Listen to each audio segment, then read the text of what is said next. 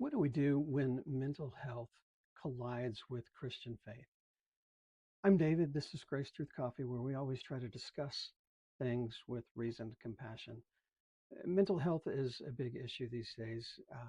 The statistics show that it is only increasing the different challenges that people have, whether it's anxiety, depression, or a host of other things.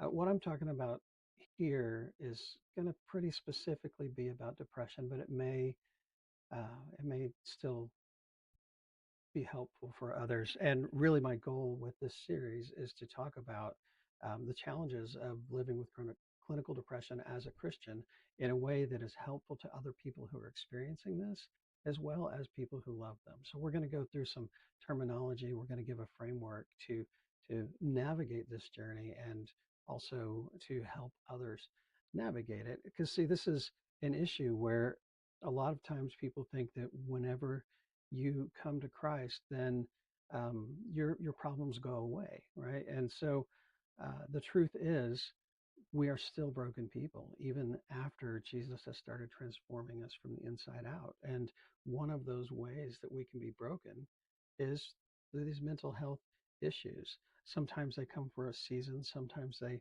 last a lifetime.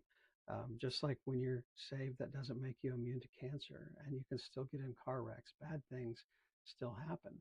So, really, how do we wrestle with this? Because a lot of times when you have depression hit, then it makes you feel like God doesn't care.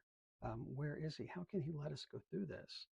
So that's the kind of things we're going to be talking about here because I'm a Christian, or I wouldn't be framing things this way, but I haven't always been. Now, I was first diagnosed with clinical depression when I was probably in my early 20s, but the signs and symptoms were there for much longer than that. And so at the time, I wasn't a believer.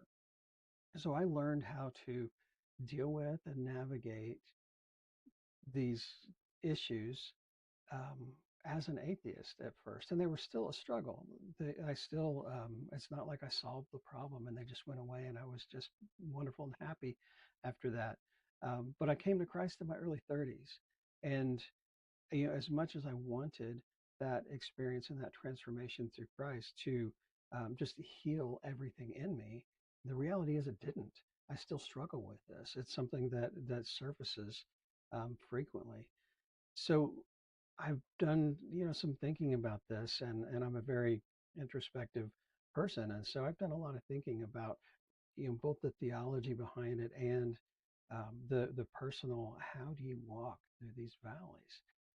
And if this is like, Paul had his thorn in the flesh. The Bible says that he had things he wasn't healed of, and so it's okay to have things that we're not healed of. And so if you're in that space, this is hopefully going to be helpful to you because we all have things. We all have, but for me in particular, it was this.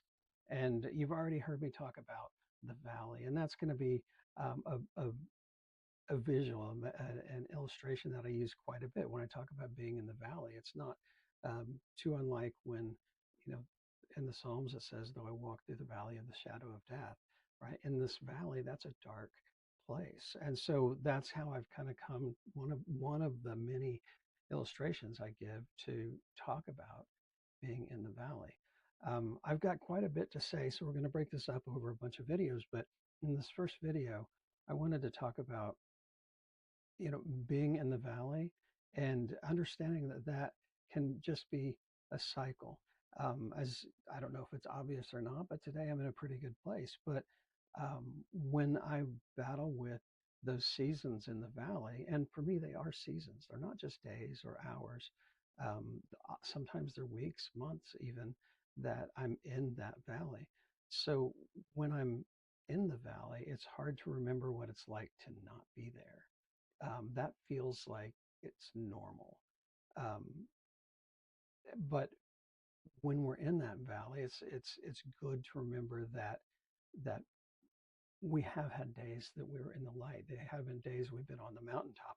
But what I was discovering, and this was maybe 10 years ago, as I was thinking about this stuff, I was discovering that every time that I would find myself in the valley, which could be triggered by a lot of different things. It could be something situationally in my life that kind of set me off and made me enter into this season in the valley, or it could just be seasonal.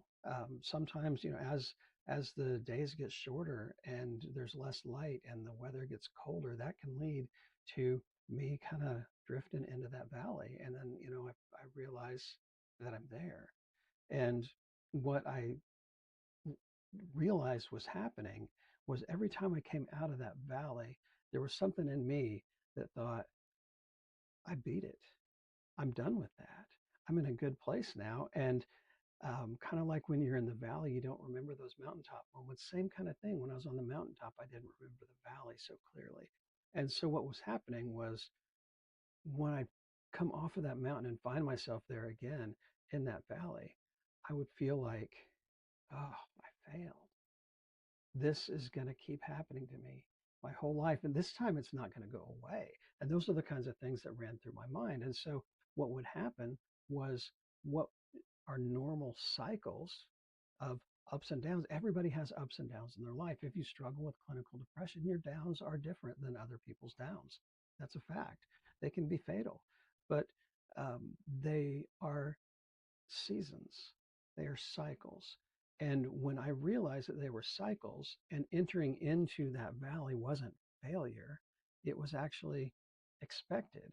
As long as I'm in this world, as long as I'm broken, these are going to happen. Now, that doesn't sound maybe like a huge insight to you, but it was this acceptance of that, okay, this is going to happen in my life. So, how about instead of spiraling, how about I figure out how to walk through that valley and get to the other side?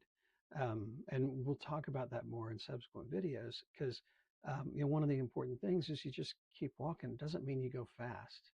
It doesn't mean it's not necessarily even striving. Sometimes it means standing still and just learn to live in the darkness for a bit.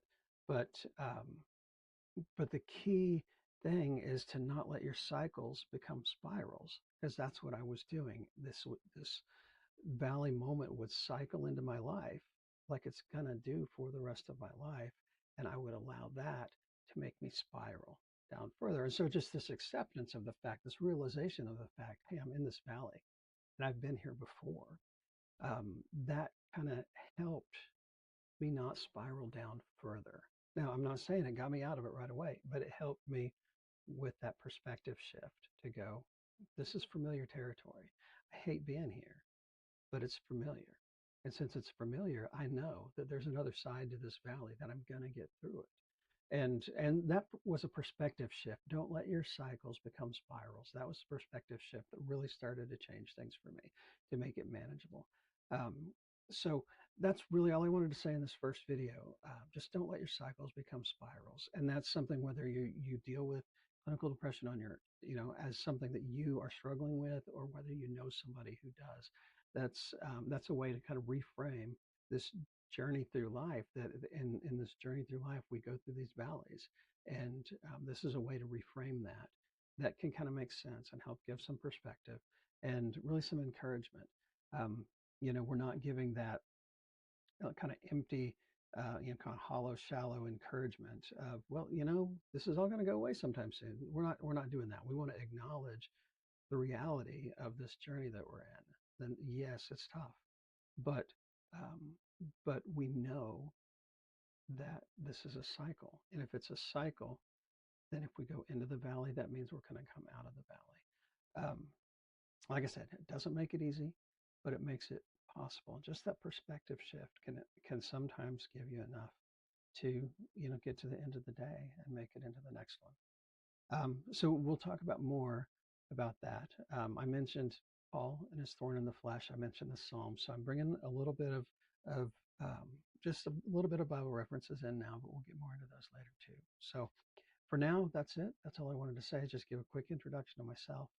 Encourage you to not let your cycles become spirals, and that's it. So um, thanks for coming along this journey with me, and I'm looking forward to talking to everybody again soon.